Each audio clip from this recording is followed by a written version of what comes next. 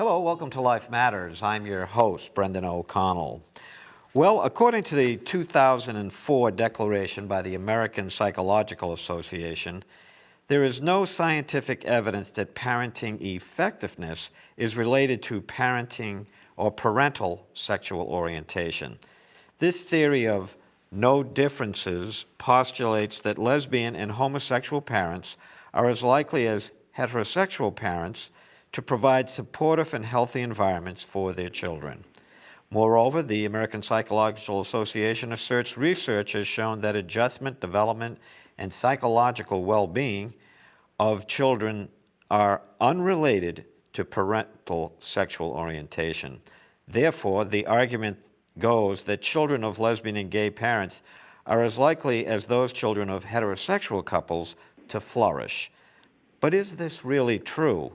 The recent U.S. Supreme Court decision to allow homosexual marriage had many amicus briefs asserting this APA claim of no differences. Were the studies behind these assertions done with large sample sizes and academically peer-reviewed rigorously? Or were these studies flawed? And can these studies be used by the U.S. Supreme Court to make broad, sweeping decisions to redefine the family? And what are the psychological and emotional ramifications that biological heterosexual parenting does versus homosexual parenting? Do children of heterosexual parents fare better, the same, or worse than other family structures like single parenting, adoptive parenting, or lesbian and gay parenting? Today's guest, a Life Matters guest, has studied these issues in depth and offers his observations, thoughts, and conclusions. Our guest today is a research professor of sociology at Catholic University of America in Washington, D.C., and a senior fellow of the Family Research Council's Marriage and Religion Research Institute. He's authored 4 books and over 100 journal articles. Recent peer-reviewed articles include an article entitled Emotional Problems Among Children with Same-Sex Parents and the Unexpected Harm of Same-Sex Marriage. Well, welcome, Dr. Paul Sullins. Hello, Brendan. I'm so glad to be with you this afternoon. Dr. Sullins, I attended a Value Voters Summit, and you were one of the folks presenting at the summit in a workshop. The thrust of your presentation had to do with parenting. Can you tell us a little bit about it? I know our society has gone away from the traditional father, mother, one parent, biological parent couples. Could you tell us a little bit about that and also these articles that you've written, Sure. how you came to those conclusions? Yeah, I'll be happy to. A year before last, kind of naively and innocently, I did a study of our largest national health survey in the United States to see what differences there might be between children who were living with 2 parents of the same sex and those who were living with 2 parents of the opposite sex. And what I found is that there were substantially higher rates of emotional problems in the former group, that is, the children with same-sex parents. This is using the National Health Interview Survey, which has millions of cases on it. It's a randomly sampled survey collected by the Centers for Disease Control, funded by the U.S. government since the 1950s. And it's the major source of information on the health of the U.S. population. So I captured 1.6 million cases, if you can believe it, from this data set. And based on those data, I found that the predicted and actual emotional problems for children with same-sex parents was at a rate of 17.4%. Children with opposite-sex parents, it was only 7.4%, so it was less than half as large. I also found over twice the rate of developmental disabilities, ADHD, the rates of receiving medication for emotional problems, and the rates of going to doctors to get treated for emotional problems, all as corroborating variables on this data set. So I thought, well, this will really be interesting. Not many people have found this. I'm sure that our scientific establishment would be very interested in seeing this. And I found that it was very difficult to publish. There was a lot of opposition to even letting this information be known. And so I got kind of drawn into this topic and this research. What I found in that study was that all of the ideas that have been put forth to try to explain why there might be differences between children with same-sex families and opposite-sex families didn't hold water, weren't borne out. Now, one of the clues that we're looking at a really weak body of research in this area is that studies not only claim to show that there are no differences, but then also offer reasons why there might be differences. And I'll get to how that can happen in a minute. But some of the hypotheses that are put forward to explain why there might be higher problems for children with same-sex parents, the most popular one today is that they're the result of bullying, stigmatization. Young people who have same-sex parents are picked on more, so therefore they internalize certain higher rates of emotional problems. Well, we do know that bullying can help to aggravate emotional problems, particularly in young children and adolescents. But when I applied that variable to see if it explained it, it explained only 13% of the difference between children with same-sex parents and children with opposite sex parents. Is that 13% of the 17%? No. It's 13% of the whole difference between the two. So if you take 100% of the difference, mm-hmm.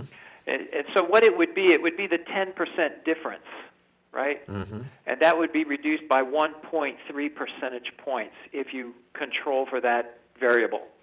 So that was the strongest hypothesis that I found. So it does explain some of the difference, but hardly all of it. And not even most of it. Another popular explanation is family stability.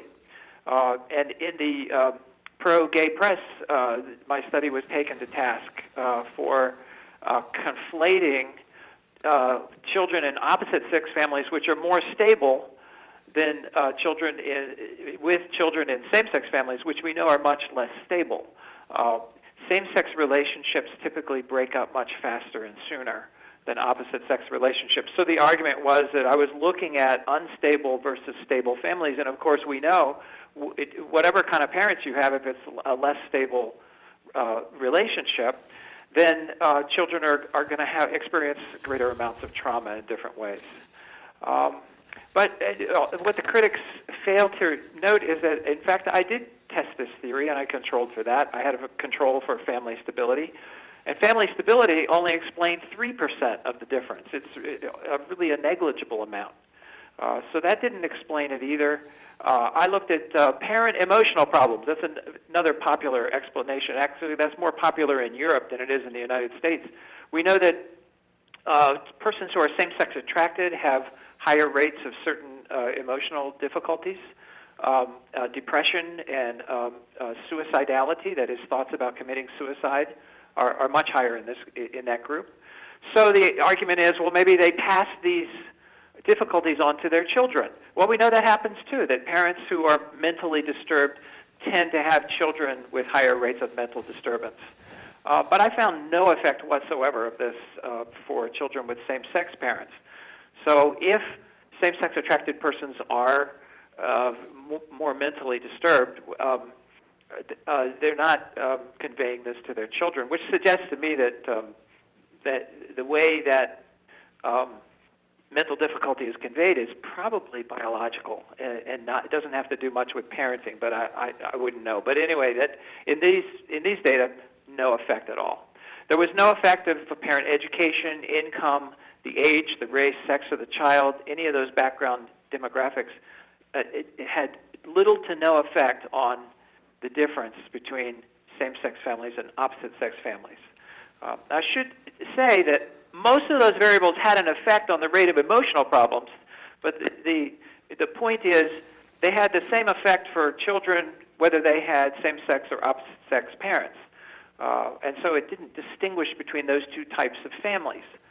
But what I found, and what was really disturbing to the critics of this study, is I found one variable that explains all of the difference between same-sex families and opposite-sex families and the rate of emotional problems for their children. And this is a variable that the CDC codes on the data set that they call degree of relationship. And what it really does is it measures whether each child is living with both of his or her biological parents, or, so that's 1 degree, or is living with only one of his or her biological parents and some other person. So that would typically be like a step family, and that's degree 2. Or that child is living with neither one of his or her biological parents, so that would be, you would think, adopted children who are adopted, or those who are living with grandparents or other relatives. And when I imposed that variable on the variation and the difference between the two families, all of the difference between same-sex and opposite-sex disappeared. And so what completely explains the difference is the fact that in children who have two parents of the same sex are never the biological offspring of those two parents. Whereas children who are living with two parents of the opposite sex, just over 2/3 of the time they're living with their own two biological parents. And so what I concluded or observed in this study was that what really makes for the best outcome emotionally for children is that they're living with their own parents, the ones to whom they are genetically related, and the two persons who are mutually invested in that child, both with their genetic connections and with the relationship, their own sexual relationship. It finds expression in this child, and that bonding or that relationship is powerful for producing health and good outcomes in that child. If it's missing, the child won't flourish as well. On average, I mean, there are exceptions to each of these generalizations. Some children will do very well in very poor settings, and some won't do well at all in very good settings. But as a social science generalization, that's a very, very strong finding. I found that the children who were living with both of their biological parents, the rate of emotional problems was only 4%. If it was one biological parent, it shot up to 10%. And then in neither biological parent, it shot up to over 20%. And that was true for same-sex parents and opposite-sex parents alike. Well, what this means is that two persons of the same sex may very well be able to be good, caring, attentive parents in all of the skills that people bring to bear in parenting. But one thing they can never be are the joint biological parents of the child. And so the conclusion you have to draw from that is that same-sex partners can never replicate the same level of benefit for child well-being that's possible with opposite-sex partners. Well, you know, this finding has implications for the idea of same-sex marriage, in that even if two persons of the same sex get married, it does not create in them the ability to jointly produce a child. And so if it is a joint biological relationship that is associated with these better outcomes for children, no particular legal status is going to improve that. And whether or not persons of the same sex are able to get married, whether you think that's a good move in terms of civil rights or whatever, or not, what it's not going to do is to improve life for the children that are with them, to the extent that that's dependent upon biological parentage. I can extend the argument one step further, and that is that if you think about what marriage is with regard to children, you might define marriage as a social arrangement that ensures that each child has the care of both of his biological parents.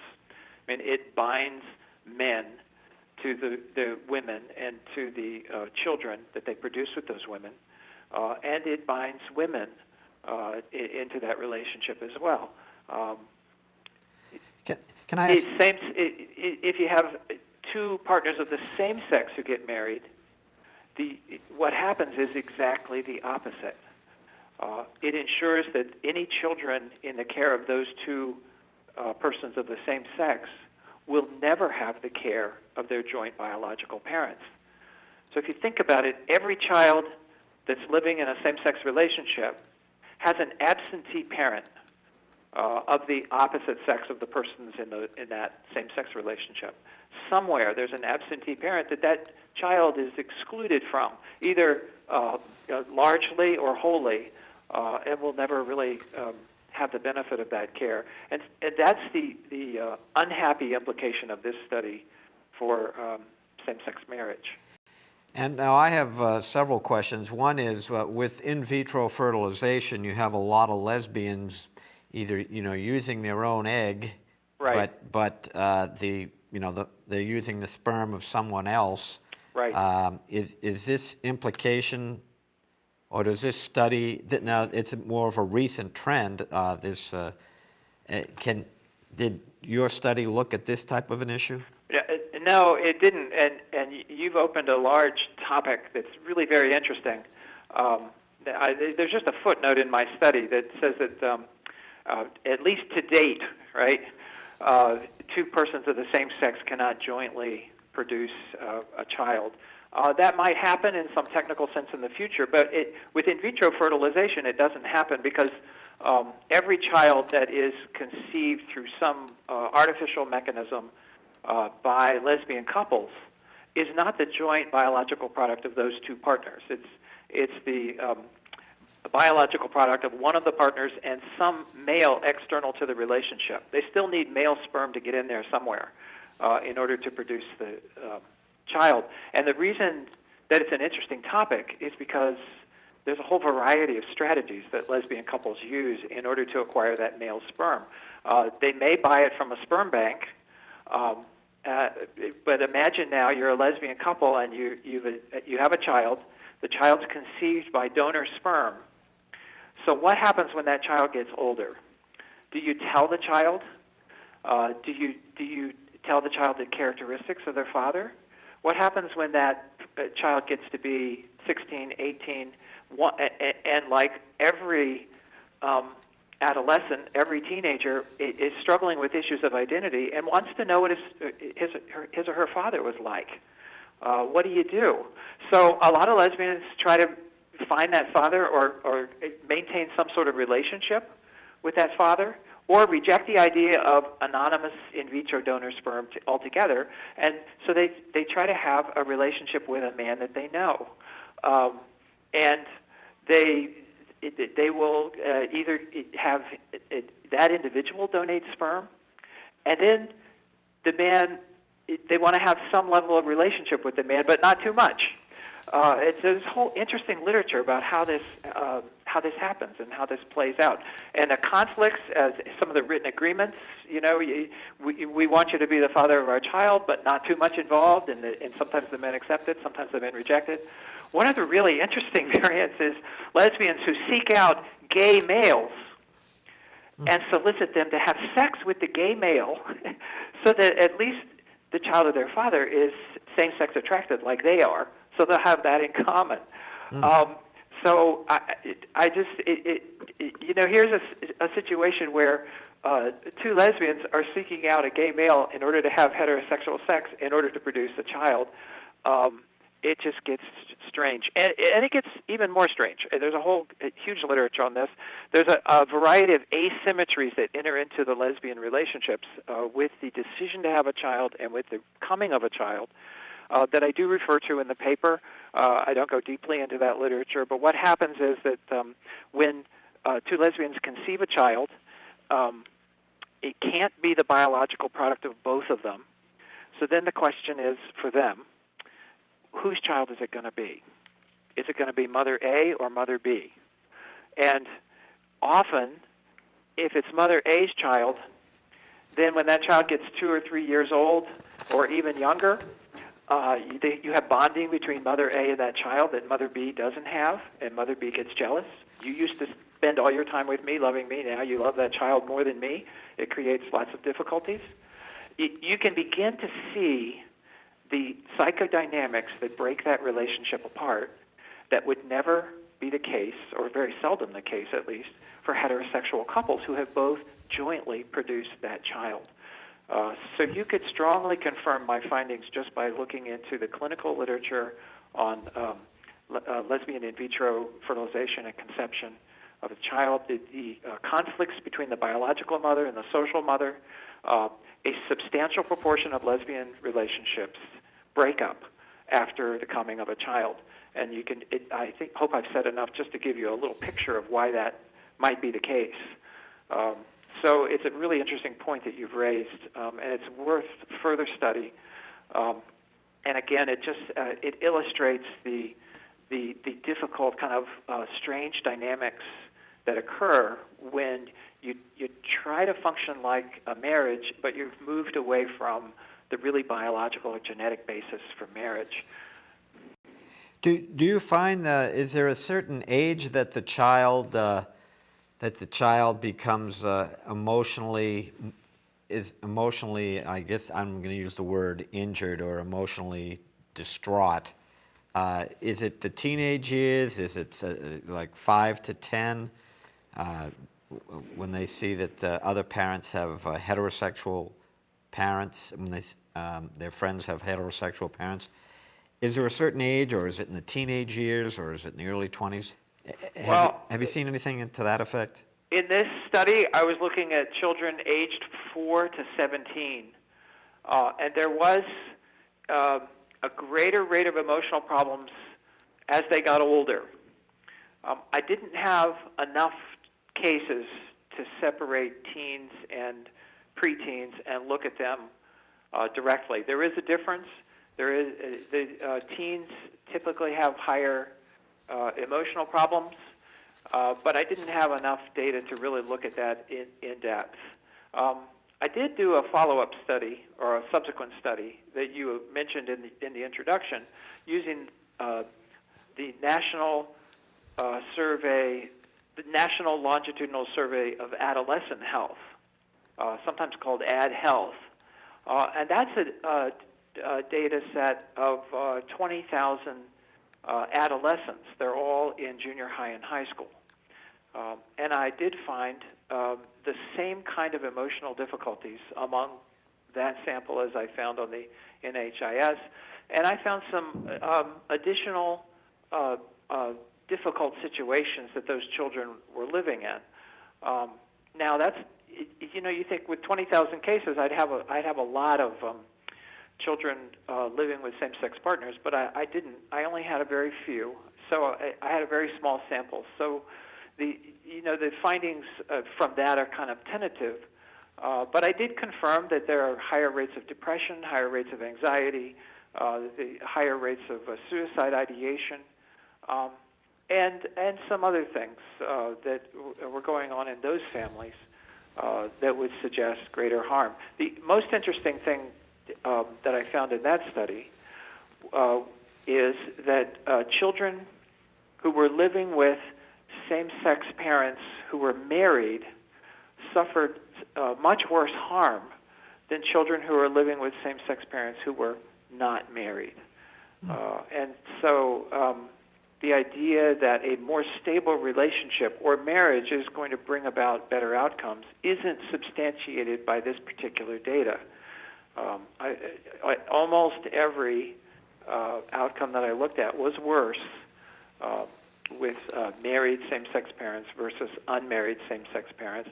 And by the way, the married same-sex parents had been together over 10 years, which is a really long time for same-sex relationships. And the unmarried same-sex partners on AdHealth data had only been together for 4 years. So the idea that more stability would bring better outcomes is also not substantiated in these data. I should say that in comparing the findings, not all of the outcomes are worse for children with same-sex parents. Some of them are better. For instance, they do better in school. The Ad Health measures the grade point average of children. Children with same-sex parents had higher grade point averages and higher school attendance records and other outcomes of that nature. But in the area of emotional problems, their kind of internal emotional struggles, they were much higher for the children with same-sex parents, just as I found on the NHIS.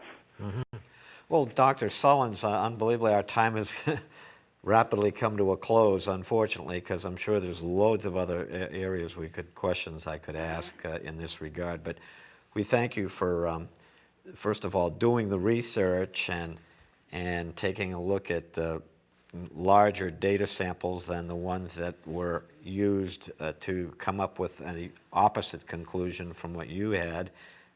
We've had the American Psychological Association is no fan of Life Matters. They came to Boston at the start of the Democratic National Convention and had declared that abortion has no effect on women, or minimal effect, of course, which I've interviewed many, many women and dealt with people like Priscilla Coleman, who does social science research, and it certainly does. So I just feel that the American Psychological Association has been very compromised in what it's been doing. And right. They're, of course, opposed to findings of harm for children with same-sex parents, but that really is a product of ideological bias and politicization of the research.